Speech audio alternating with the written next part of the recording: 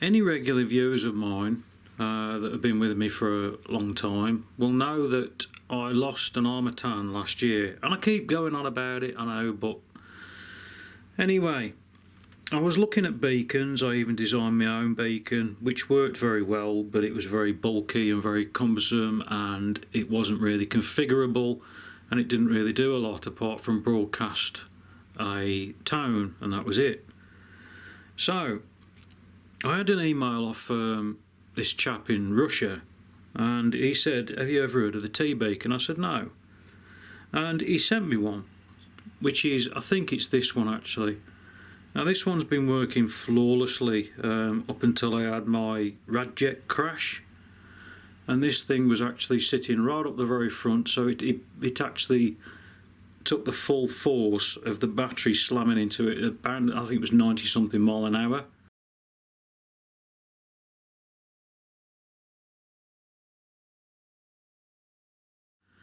And all that did on it, all that broke on it, where the hell are we? So this switch is the power switch. Excuse my fingernails, I've been changing the oilio and the cario. So anyway, I emailed him and I said, "I've broken the switch, where can I get some?" And he said, he gave me the part number, and I found them on eBay, which is these.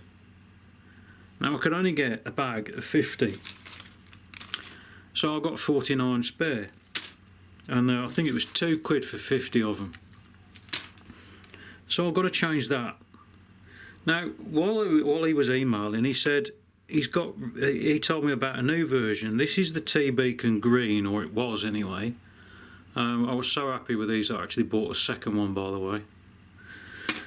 And he told me about the tBeacon amber, which I have here.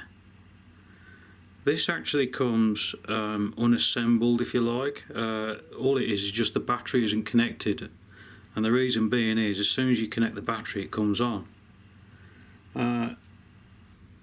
Now the improvements over this and the other one, the main improvement is, as soon as you apply power to it, oh, it's not that over. As soon as you apply power to it, it comes on. Now with the other ones, with the old ones, that one, I'm forever forgetting to actually switch it on. Brilliant idea. And the power button is literally a button. So when you switch it on,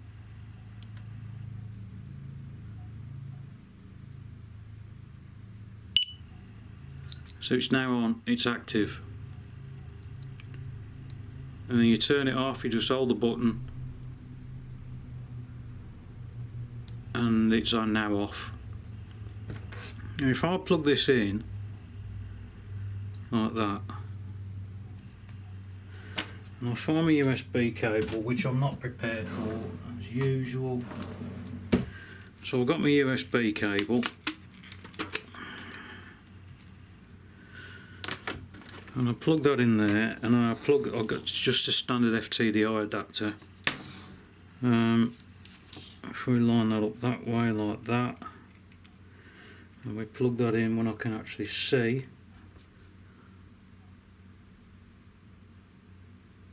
see it's automatically come on as soon as I've applied power. And then when you unplug the power, it stays on, and it will now run for, I think it's 7 days standby. And to power it off, you just hold the power button 5 seconds, I think, and I can get it.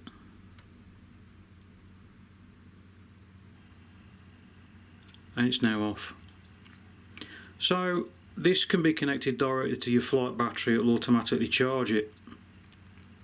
Now also, this one as well, this is the older one obviously, but the new one as well, is actually managed to hack into the Eagle Tree Vector UART connector. So you can actually get an FTDI, a normal cable, which you do get a couple of these cables for it, one for programming and one for connecting to your flight controller or whatever. What I'll do is down here I'll I'll start putting the list of all the things that it actually connects to get the GPS information from. And then what you do is you get your Baofeng radio or whatever you use, and you key up on that frequency. You have to send a tone to it, and then it starts relaying the GPS coordinates, also the RSSI, so you can get positional, a directional sort of position on it. And I thought that was good. I honestly thought that was good, but this is just mind blowing. How the hell he's crammed all that into that little package? So it's a massive improvement. It's that power thing that I was looking for. As soon as you apply power, it automatically fires up. And like I say, 7-day standby time on it as well.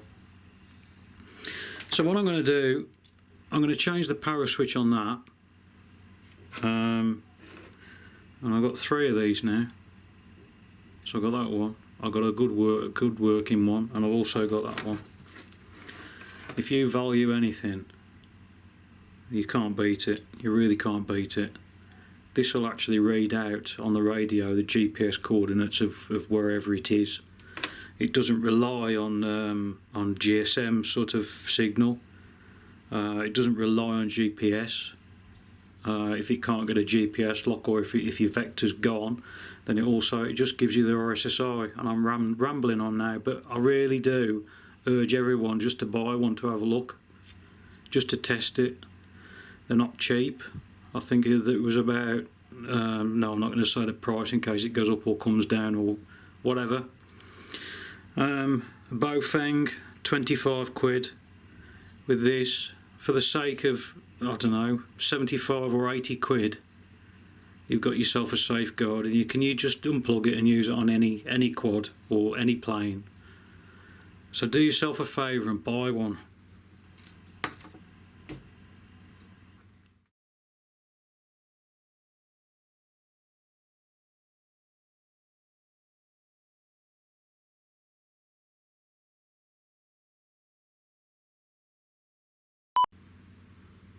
What the f...